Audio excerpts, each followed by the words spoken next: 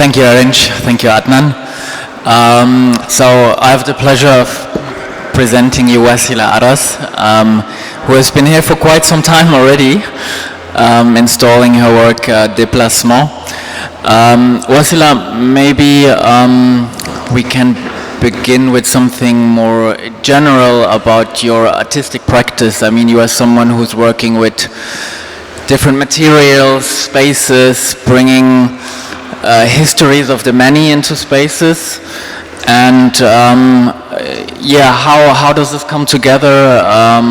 What is essential to this way of yours to exploring such a vast variety of materials and histories? So in my practice, it's I use very familiar material, mostly domestic material, and very close to common history, memories. And so, like, I have some pieces that they are really made with concrete, with something very familiar like henna, like the piece that we have today. But also I work with textile, but in this material reality, there is this tension. So many times how I work, and it's very following, and it ends up with materials that we don't used to have together, and it creates this tension. And for Déplacement, I decided to work with henna as a glue and concrete blocks, and to end up to a wall. That why I choose those two materials is because they are really present in the Algerian history, Algerian memories. The concrete is really present because the generation of my father, most of them, they were coming to France to work into constructions for like 40 years, and going from displacement to construction to construction. And it was part also of my education. And the henna is really common in ceremonies, in tradition, at home, inside home, but it's mostly made by women.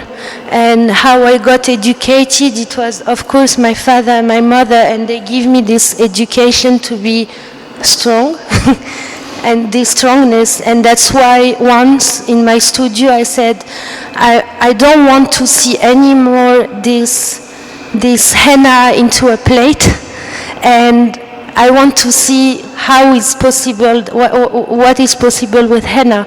So I decided to make a research with concrete. Like first I mix it with concrete and nothing happened, and then I decided to make this glue. And I said, wow, it's powerful because this henna has the same the same capacity of the concrete glue, but with a slow time. And this patience, this silence is very important in my research and in this question of memories, and history. Maybe, I mean, it connects to the conversation between Adnan and Arinj as well, the notion of time. Yeah. I mean, in our conversations, you told me that you gather many historical fragments as well, and you try to connect, for example, the Algerian history, the Franco-Algerian past, with today, with Algerian and French society today. But what struck me during the process was you often talked about the wall as a living being, as something that feels, as something that smells, something that hears. Maybe you can elaborate on this relationship with the wall as something that's alive. So the wall, the references of the wall I based on was the wall of my neighborhood in Algeria. That it's very common to have non-finished houses, non-paint houses and non-finished houses, and in those walls you can find like plastic bags and like and I feel them very alive because you have like stuff are happening in it, like you have the nature who is involving in it, it's like you are seeing that this wall is growing and getting old, and like to be in front of those walls was also to be in front of the history of what my parents were sharing or living and what they were transmitting. And also when I say parents, it's also a large parents group and how also it came to my generation, to the consequences also like in our society, also in French society, that to be in this history but to don't hear it, and to be like also that how the silences and the holes are transmitted. And that's what I see also in this wall and in this question of displacement, slowly, one by one, and also in this material who is drying very slowly and opening also, because like if you see some part of the henna is opening again. Yeah. Talking about time, the right moments. I remember when I approached you the first time, it was like, okay, how can we think of Sea and Fog? How can we think of your work? And you told me that there are not always the right moments of showing déplacement. It's an ongoing work. It's site-specific. It's always different. This time we even had a collapse of the wall, so it changed. This is why you also see the like parts of the bricks on the ground, which I personally think is something beautiful. Mm-hmm. But time, the right moment. I think the last time you built this wall was 5 or 6 years ago. How do you relate to this distance, and how do you feel towards the right moment of having to build this wall now? I think like also like in this work you can see how much there is the presence of the distance in it, and I think it's a piece that I don't want to like that to travel from a space to a space so much, and I need as an artist also I need to understand it because it changes every time. The result is never same. The meaning of this piece also needs her proper time. So, and also I wanted to, a part of me wanted to wait a long time and also it's according a space, according a period, according a time, and I think